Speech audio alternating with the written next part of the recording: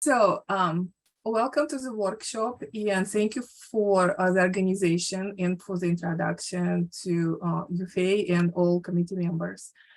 And let me just quickly glance over programs, funding opportunities that you may find interesting and useful for your research, when looking for research funding. So this presentation specifically tailored to describe numerous funding opportunities in NSF. So first of all, my name is Almadena Shilkanova, and I'm a program director at Computer Information Science and Engineering Directorate at NSF. I had been with NSF for a while, and it's very nice to see that quantum information science and engineering has a lot of support now at the government level, and it's a good time. It's a good field to be in terms of funding opportunities. So, most of you who are in academia know about National Science Foundation. It was created in 1950 by the Act of Congress, and currently our budget is about $8.5 billion. And 94% of this is committed to research, education, and related activities in all areas of science and engineering. And we issued about 12,000 awards in year 2021. I do not have information for 22 because fiscal year just ended on September 30th. So NSF also supports small businesses through SBIR 1 and 2 programs.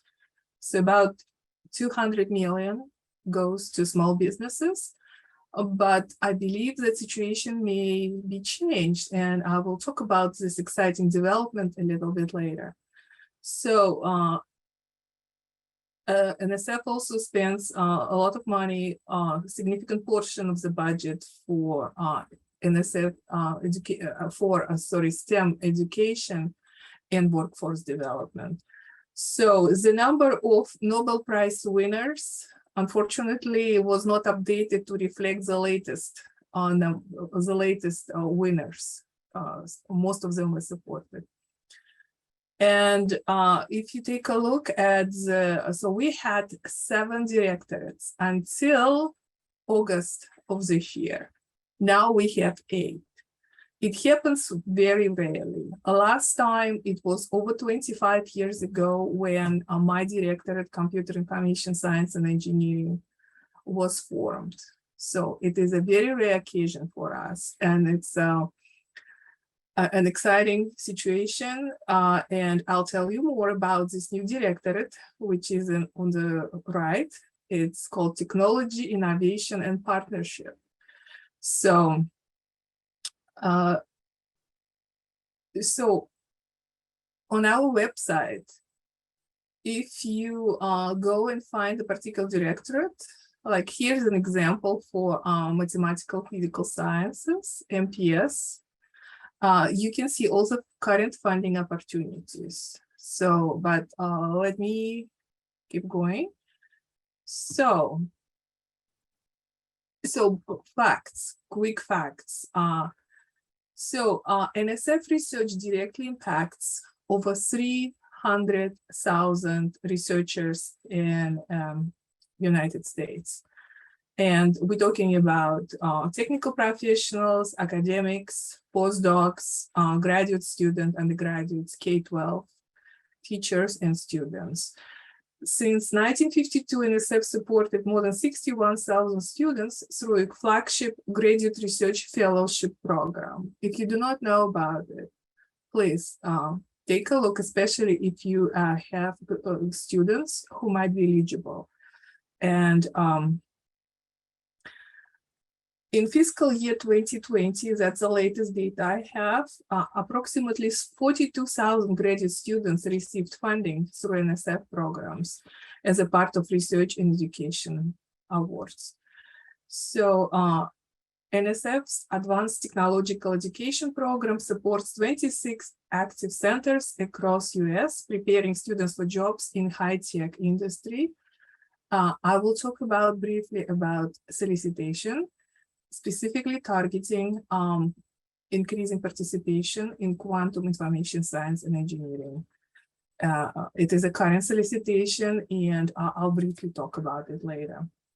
So let's move on. So these are the links. I will going to share the slides with organizers, and they're going to post them.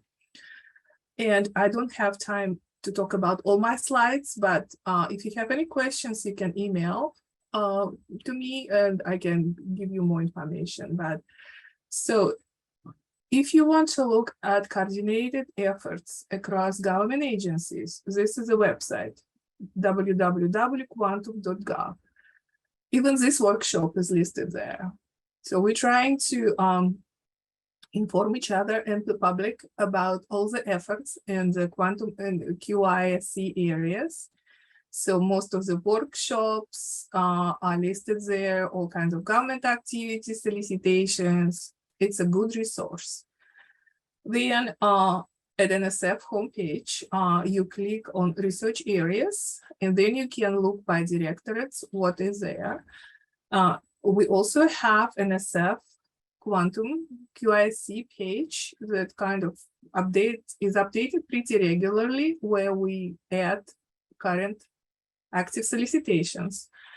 So then you can search awards to see what was funded. If you want to determine what is the best program for your research, the best way to do it, to do award search, you can see abstracts. You can search abstracts by keywords, and then you can already take a closer look at the program which funded this particular proposal. And you can examples of funding pages again. So, oops. And so these are divisions of NSF with activities relevant to QISC. So as you can see, it's a lot. So practically a large number of divisions have programs that support quantum information science and engineering.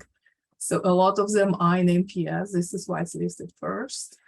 And computer science and engineering has some opportunities, and then engineering, of course, and bio, and even geo directorate. So there are many opportunities. Oops, sorry, I jumped over. So these are examples of current or recently, so it's not 100% updated, but the one I wanted to bring your attention to is on the top, and it is a quantum sensing challenges for transformational advances in quantum systems. So this is an ongoing activity with a different focus areas. And so you can read more. I just don't have opportunity to talk about it, but I'll briefly mention it in my couple slides. So you can see that it is follow up on this one that is below it. And then we funded Quantum Leap Challenge Institutes, multidisciplinary centers for quantum information science and engineering research. We have this ongoing expand QISC. It is our effort to grow a QISC community, and deadlines are coming in February and March of 2023. So it's a good opportunity, if you do not know about it, to read and think if you qualify. And and the rest, let me just also mention DCL. DCL is Dear Colleague Letter, enabling quantum computing platform access. So this activity is no longer taking